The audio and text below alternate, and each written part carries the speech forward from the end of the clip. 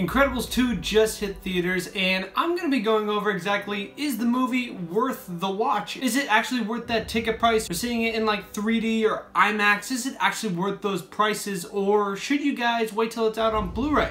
I'm going to be breaking this down and giving you guys an exact answer on if you should see Incredibles 2 in the theaters or not. How's it going, Webheads? My name is Ryan Walsh, and welcome to Webhead, where I help you guys keep up to date with all of the latest in movies and video games going forward. Of course, today is my brand new series, kind of like a movie review, but really just saying, before you guys watch Incredibles 2, you need to see this video. Really telling you guys if actually seeing Incredibles 2 is worth the money. It's really just about helping you guys save some money, because I know some movies can actually get really expensive, and if you want to see it in IMAX or should you see it in 2D, well, I'm here to help you guys out. Now, The Incredibles was actually released 15 years ago, where they actually had the first movie that came out, and I will say right off the bat, this movie definitely has to fill some big shoes, because the first movie did such a good job. It's probably one of my favorite Pixar movies, and Pixar just makes awesome movies, so it's really tough to actually compare these two movies. It definitely had a disadvantage right off the bat, so it's definitely really hard to live up to those expectations of the first one, especially because most fans of the first one have been waiting so long to see the second one.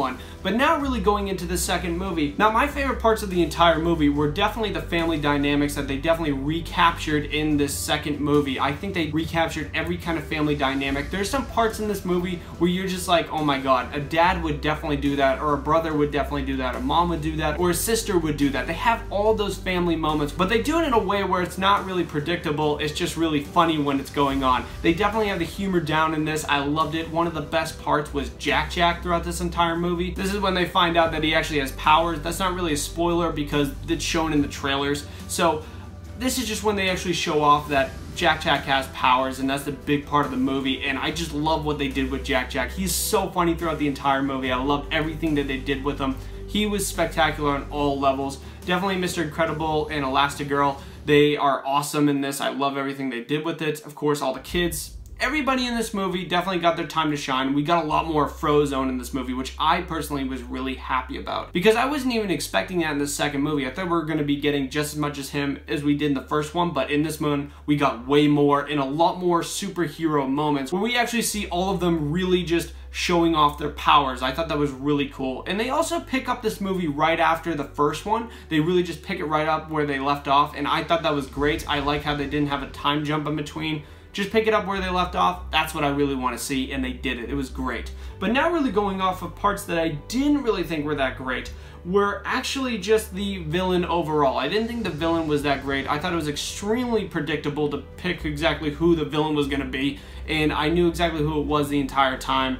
It wasn't really a big mystery to me, so I thought that was kind of the weakest part of the entire movie, where I wish they actually went and tried to trick us, and definitely tried to trick everybody. Another problem with the movie is really just not getting enough family team-ups. I wish we got a lot more of the family team-ups in this movie. This movie is definitely heavily on just seeing Elastigirl do her thing, and then everybody else within the family really just kind of stays to the side. They don't really do anything until, like, say, towards the end of the movie. So I think they should have had a little bit more of the entire family showing off their powers together and having just a team up and really just working as a family. So I think that was definitely one of the weaker parts of the movie, but we knew that Elastigirl was going to get the spotlight in this movie because it's shown throughout all the trailers, so it makes sense, but at the same time, I wish we still got a little bit more of that whole family team up moments. But now really going off of all that stuff, is Incredibles 2 actually worth the money? Is it really worth your hard-earned money? In my opinion, it's definitely worth the money. But also going off of that, is it worth it in IMAX, which I saw it in? I got to see it in IMAX, and I gotta say, guys, not worth IMAX at all. This is definitely not an IMAX movie. It's way too expensive to go pay for IMAX for this movie. It definitely doesn't help out the movie at all being in IMAX, so I think if you just go see it in a regular standard edition movie theater, and you will be happy. But of course, guys, if you want more on movie reviews, definitely check out this playlist that I put together for you guys, so you guys can watch all my movie reviews that I did. And if you want more on the latest on movies and video games going forward, definitely consider subscribing right over here to Webhead,